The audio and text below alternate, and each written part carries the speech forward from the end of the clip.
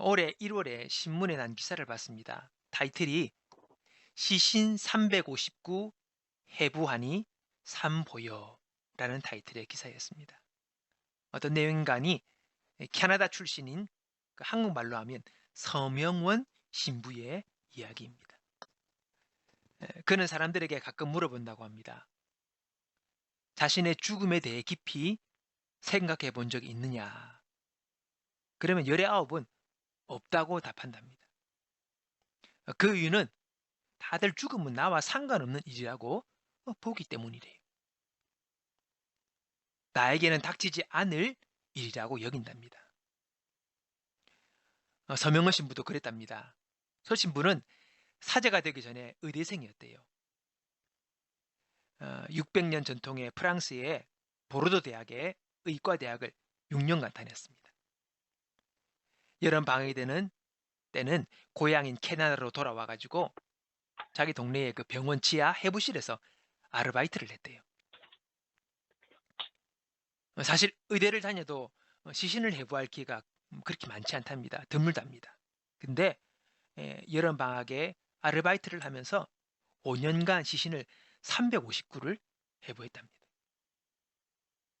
시신 해부를 처음에 10구, 20구, 나중에는 100구, 200구를 해도 그러나 죽음은 나의 것이 아니었대요. 죽음은 언제나 남의 것이고 나와는 상관없는 것이었답니다. 여러분, 2차 세계대전 때 그 나치의 유대인 수용소에서 수많은 유대인들이 학살당하지 않았습니까? 당시 한 유대인이 독가스실로 유대인을 넣은 뒤에 자기는 가스 밸브를 여는 역할을 그가 했대요. 그 사람이 목도한 죽음이 얼마나 많았겠습니까? 그 가스 밸브를 여는 역할을 했으니까 수많은 사람이 죽어가는 것을 봤지요. 그런데도 그 사람은 자신이 죽을 수도 있다는 생각은 추호도 하지 않았다고 합니다.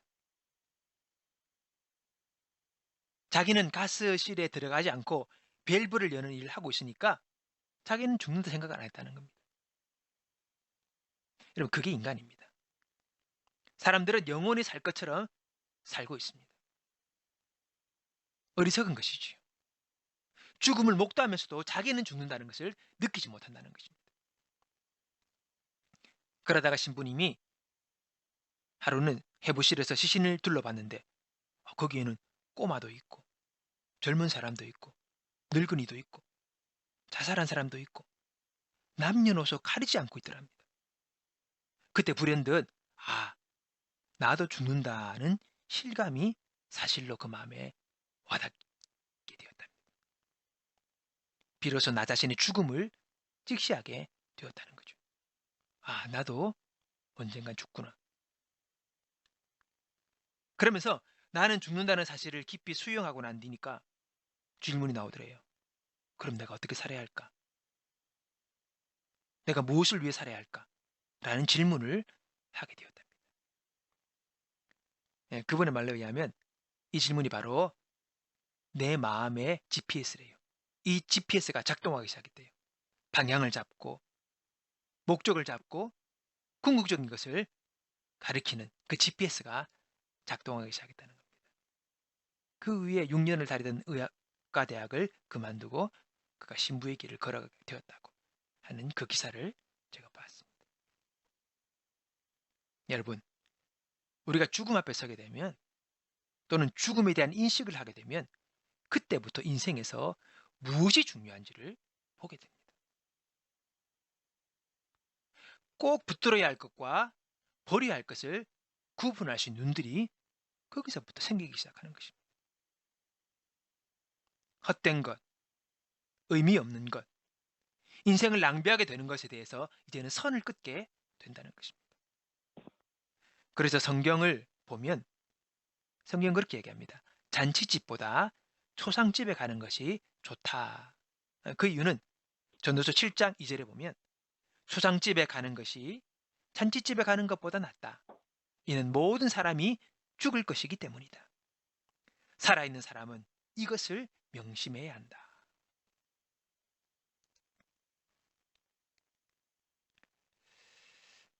여러분, 우리 인생은 길지 않습니다. 그리고 영원히 살 수가 없습니다. 당연하죠. 그래서 모든 것을 다 누리며 살 수가 없습니다. 그래서 인생의 정리가 꼭 필요한 것이죠. 이것이 이르면 이룰수록 좋은 것입니다. 오늘 본문은 정리된 인생의 특징, 이것을 말하고 있습니다. 그것은 새말 가치도 없는 인생을 의지하지 않는다는 것입니다. 오늘 본문의 22절, 너희는 인생을 의지하지 말라. 그의 호흡은 코에 있나니 새말 가치가 어디 있느냐. 여러분, 사람은요, 단 5분만 호흡이 막혀도 끝나는 존재입니다. 그 5분의 시간이 사람의 생사를 가르죠. 그 5분에 끝장나버리는 그 존재, 이러한 존재가 과연 의지할 존재이냐. 그것을 의지하며 살아간다는 것은 참으로 어리석은 것이라고 성경은 말하고 있습니다. 어려서부터 부모를 잃은 아이가 다 못 살 것 같지만은 오히려 입지적인 인물이 되는 경우가 많이 있습니다. 성경만 봐도 요셉 있지요. 요셉은 강제로 부모를 잃은 사람입니다. 그러나 오히려 그 부모의 이름 때문에 그는 오히려 훌륭한 인물이 되었습니다. 왜요? 의지할 부모가 없으니 오직 하나님만을 의지하게 되었기 때문입니다. 위기와 두려움과 그 외로움의 자리에 하나님을 붙들고 살았기 때문에 오히려 그가 훌륭한 인물이 되었던 것이지. 삶의 위기 속에서 하나님을 바라보고 나아갔을 때에 그는 결국은 애굽의 총리의 요셉으로 자라날 수가 있었습니다. 여러분, 말이 총리지 한 나라에 그것도 애굽입니다. 그 자리가 그냥 주어지는 게 아닙니다. 또 그냥 감당할 수 있는 자리도 아닙니다. 그 자리에 걸맞은 사람이 되지 못하면 그 자리에 있을 수가 없습니다.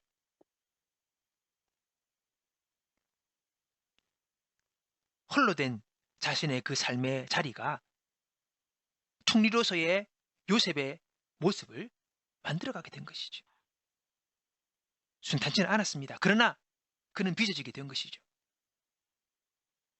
만약에 그가 애굽으로 팔려가지 않고 아버지 야곱의 품에서 곱게 자랐다면 아마 야곱 아버지의 그 편애가 얼마나 심했습니까?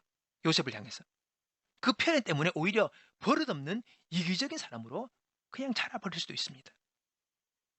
그러나 오히려 그 강제적인 부모의 이름을 통해서 홀로 버려짐을 통해서 오히려 그는 훌륭한 애굽의 총리 요셉으로 키워지게 된 것이죠.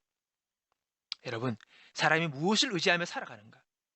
참으로 이것은 중요한 것입니다.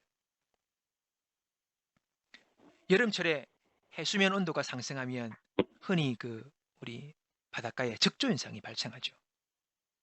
플랭크톤이 대량 이상 증식해가지고 바다를 물들입니다. 그러면 고기들이 폐사를 나고 난리가 나죠. 이제 이때 그 해결 방법으로 황토를 뿌린다는 뉴스를 우리가 자주 보지 않습니까? 뭐 황토가 정화 효과가 돼서 막 뿌린다 그러는데 뭐 적조 현상에 조금 뭐 도움이 되나 봅니다. 그러나 그게 사실은 뭐 크게 도움이 되지 않는데요. 근데 이 바닷가에 사는 어부들에 의하면 이 여름철에 적조 현상이 일어날 때에 해결의 가장 탁월한 방법이 무엇이냐? 그것은 여름철 태풍이 제일 효과가 있답니다.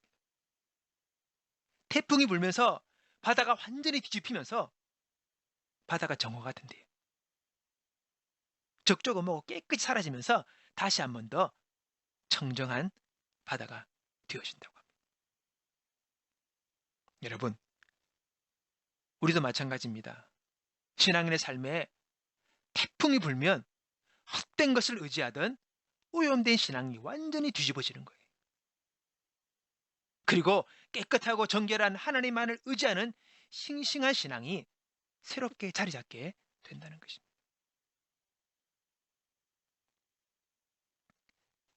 강남의 어떤 돈 많은 권사님 이야기입니다. 돈 좀 있다는 사람들의 그 마음에 어떤 가지고 있는 자신감 이런 게 있나 봅니다. 자기 자녀가 있는데 회사를 다니면서 어렵다고 말 이야기하고 그러면요. 뭐 이 어려움이야 그 어려움이야 이게 누구에게나 있는 뭐 직장인으로서 겪을 수 있는 그런 다 평범한 그런 겪는 그런 어려움입니다. 근데 그 권사님은 그때마다 소리를 친답니다. 야야 그런 직당 때려치워라. 내가 돈 줄 테니 여유 있게 살아라. 내가 책임진다. 내 말 믿어라. 이 소리를 했대요. 엄마만 믿어라? 엄마가 책임진다? 자식 생각하는 마음 이해는 하나. 그러나 그렇게 하면 자녀가 제대로 자랄 수 있습니까? 아니지요. 그것은 자식을 사랑하는 것이 아닙니다. 오히려 자식을 망치는 행동이지요. 더구나 하나님을 믿는 권사님이 할 말이 아닙니다. 성경은 인생을 의지하면 망한다고 그랬습니다. 무엇을 의지하고 살아야겠습니까? 오늘 본문 22절 앞부분에 보면 우상을 의지하지 말 것을 이스라엘 백성들에게 경고합니다. 그 우상을 의지하며 살아갔던 삶은 심판의 대상이 된다는 거죠. 출애굽한 이스라엘 백성들에게 하나님께서 십계명을 주시며 줄곧 말씀하신 바가 뭡니까? 우상을 만들지 마라. 우상을 섬기지 마라. 근데 여러분 이스라엘 역사를 보세요. 그들은 틈만 나면 우상을 만듭니다. 우상을 따르고 우상을 섬깁니다. 여러분 우상이 무엇입니까? 사실 우상은 돌이나 나무로 깎아 만든 신이 아닙니다. 사실 우상의 본질은 사람들의 불안과 욕심을 해결하기 위한 자신의 내면을 투영하여 만든 어떤 대상입니다. 즉 자기 마음이고 자기 욕심이죠. 그것을 이루기 위하여 우상을 만드는 것입니다. 우상은 존재하지 않습니다. 내 욕심이 내 마음이 그것을 만든 것이죠. 바알신이 어떤 신입니까? 풍요를 주는 신입니다. 바알신이 원래 존재했나요? 아니지요. 사람들이 바알신을 만든 것입니다. 풍요를 원하니까. 비가 잘 오고 곡식이 잘 되고 그 가나안 땅에 섬기는 신 아닙니까? 그걸 위해서 바알신을 만들고 그것을 스스로가 섬기는 거죠. 그러니까 우상은 가짜라는 것입니다.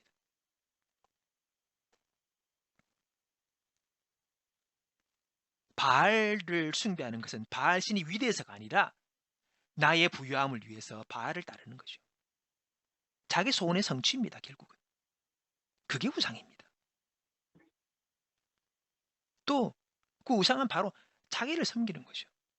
자신의 꿈, 자신의 소원, 자신의 목적, 자신의 성공이 그 바알에게 있는 것이죠. 결국은 자기를 섬기는 것입니다. 내 뜻 이루어지는 것이고 내 뜻 성취되는 것. 그걸 위해 날마다 비는 것. 바로 그것이 우상 숭배인 것이죠. 이건 잘못됐다는 것입니다. 거기에 진정한 행복과 성공이 있다고 주님 말씀하지 않으십니다. 그래서 형상을 만들지도 말고 그 우상을 섬기지도 말라고 주님은 누누이 말씀하신 것입니다. 여러분 사람이 자기 욕심만을 다 이루면 어찌 되겠습니까? 이 땅이 지옥되는 것입니다. 오늘 세상의 모든 문제가 뭡니까? 사람들의 욕심입니다. 더 많은 것을 가지고 더 자기만 가지고 이것이 이 세상을 이렇게 어지럽게 만드는 것 아닙니까?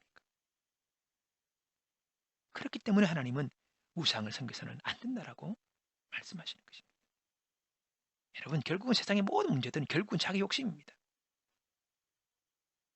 그 욕심이 극에 달하니 이 세상이 이렇게 복잡하고 어려워지게 되는 것입니다.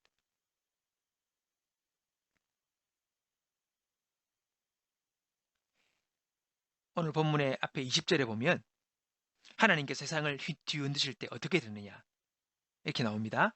그때가 되면 사람들이 금과 은으로 만든 우상을 던져버릴 것이다. 자기들이 섬기려고 만든 그 우상들을 박쥐와 두더지에게 던질 것이다. 여호와께서 일어나 땅을 뒤흔드실 때에 사람들이 바위 틈 구멍과 절벽에 난 동굴로 들어갈 것이다. 주의 진노와 크신 위험을 피하여 숨을 것이다. 여러분, 이 말씀 비슷한 장면이 우리 신약에 보면, 계시록에 마지막 심판 때에 사람들이 하나님의 영광에 두려워서 산에 바위에 숨어서 두려워하는 그 모습과 똑같잖아요. 여러분, 하나님 아는 것을 숭배하고 따르는 인생의 결과를 보여주는 것입니다. 예? 은으로 만든, 금으로 만든 우상들을 다 던지는 거예요. 아이고, 다 의미 없구나. 다 쓰잘데없구나. 이 다 쓰레기구나. 그렇게 믿고 붙들고 있던 우상들을 다 던져본다는 겁니다. 이것이 아니라는 것이죠. 진정 중요한 건, 진정 하나님을 섬기지 못한 모든 사람들은 두려워하는 날이 오게 된다는 것입니다. 야고보서 4장을 보면 장사로 큰 꿈을 가진 사람에 대해서 교훈하는 말씀이 있습니다. 제가 한번 읽어보겠습니다. 여러분 가운데 오늘이나 내일 어떤 도시에 가서 1년 동안 그곳에 머물며 사업을 벌여 돈을 벌어보자 라고 하는 사람이 있습니다. 하지만 여러분은 내일일을 알지 못하는 자들입니다. 여러분의 생명은 안개와 같아서 잠깐 보이다가 사라지고 말 것입니다. 그러므로 여러분은 주님께서 원하시면 우리가 살 것이며 이런저런 일을 할 것이다 라고 말해야 합니다. 하지만 여러분이 교만해져서 자랑을 하고 있으니 이것은 잘못된 것입니다. 이 말씀 뭐라고 이야기합니까? 자기 힘으로 뭐든 다 할 수 있는 것처럼 교만해진 그 사람에게 경고하는 말씀입니다. 자신의 한계와 자신이 어떤 존재인지를 알아라는 것입니다. 이거 모르고 자신하고 큰 소리치며 다 할 수 있다는 것처럼 하는 그 인생이 얼마나 어리석은 인생인지를 말씀하고 있는 것입니다. 하나님의 도우심과 은혜가 없다면 우리는 안개와 같이 사라질 존재입니다. 맞잖아요. 하나님의 은혜가 없었다면 오늘 우리는 이 아침에 일어나서 이 예배 가운데 참석하지 못합니다. 어젯밤 주님 데려가셨으면 우리는 여기 없는 거죠. 순간입니다. 얼마나 인생이 안개와 같은 존재인지. 안개 보셨습니까? 예? 새벽녘에 차를 타고 제가 가는 길에 안개가 너무 짙어가지고 정말 앞이 안 보이는 거예요. 근데요, 해가 싹 뜨니까 빛이 쫙 비치면서 언제 안개가 사라졌는지 싹 사라져 버립니다. 순간입니다. 그게 인생입니다. 우리는 너무나도 우리의 존재가 어떤 존재인지를 잊고 살아갑니다. 그래서 다 할 것처럼 교만하고 기세등등하고 큰 소리치고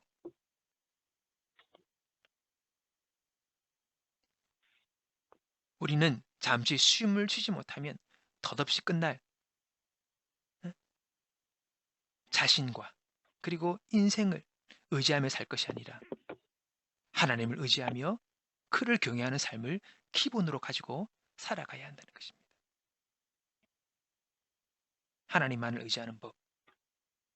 정말 하나님을 의지하는 것이 인생의 기본이며 가장 현명한 자세임을 배우는 것이 우리 신앙의 첫 번째 배움의 여러분 제목이 아니겠습니까?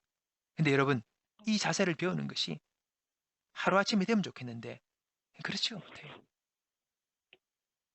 어떤 사람은 인생의 결정적인 상황에서 극적으로 복음을 받아들이면서 그게 완전히 변화돼서 새롭게 뭐 바울처럼 주의 복음 위에 살아가는 사람도 있지만은 거의 대부분의 사람들은요 인생을 살아가면서 이런저런 일을 겪으면서 이 진리를 배워가는 것입니다. 하나님을 의지하는 것, 겸손히 주님을 따르는 것, 주를 믿고 살아가는 것이 인생의 참으로 제일 중요한 것이라는 것을 하나씩 하나씩 배워가는 것이죠. 아, 하나님을 의지하는 삶이 유일한 길이구나. 이 방법밖에 없구나. 이게 참으로 진리구나. 이런 것을 배워가게 되는 것이죠. 그래서 여러분 우리 인생 자체가 바로 하나님을 의지하는 법을 배우는 과정인 것입니다. 찬송가 중에 이전보다 더 사랑합니다. 이전보다 더 사랑합니다. 그렇죠? 오늘 이 일을 통하여, 오늘 저희를 통하여, 아, 주님 더 사랑합니다. 주님밖에 없습니다. 이것을 하나하나씩 배워가다가 마지막에 우리의 삶이 끝나고 주 앞에 설 때에 주님만을 사랑합니다.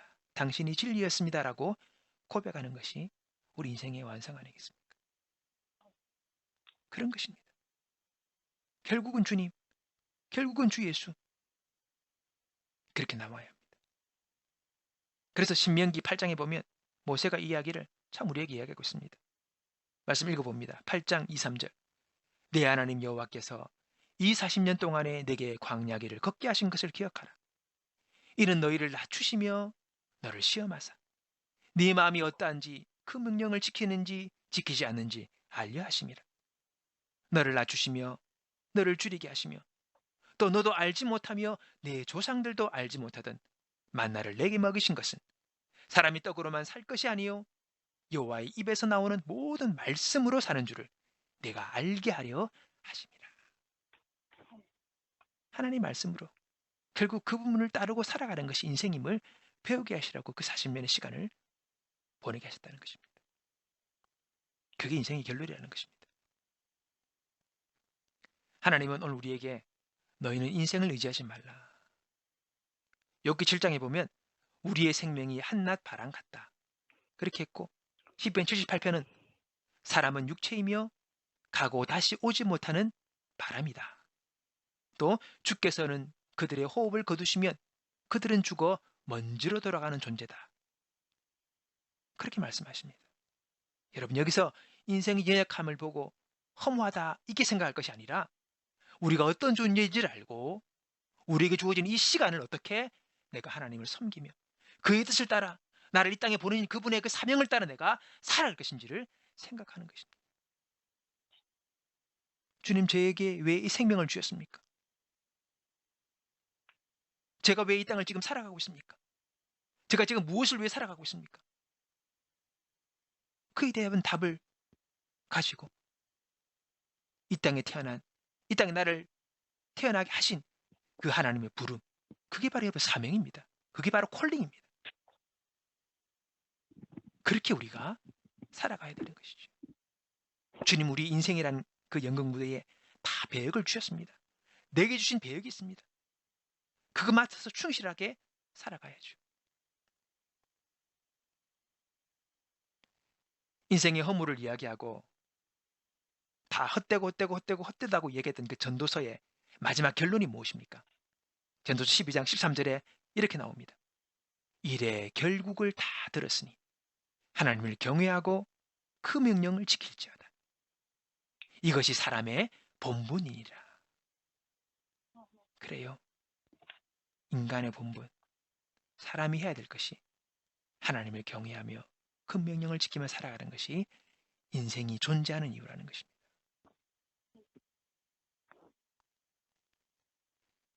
하나님을 의지하고 그분의 말씀을 따라 살 때에 이완적이고 연약한 우리의 삶 속에서 진정 가치와 진정한 보람과 진정한 희망을 발견하게 되고 그리고 천국이 열리는 은혜를 경험하게 되는 것입니다. 그 안에서 그분의 말씀을 따라 살아갈 때에 그럴 때 비로소 우리의 삶이 가치 있게 되는 것입니다. 덧없는 인생을 의지하지 말고 하나님만을 의지함으로써 하나님의 뜻을 이루며 모든 이들을 사랑할 수 있는 하나님의 사람으로 우리 모두가 세워지기를 주님의 이름으로 축원합니다.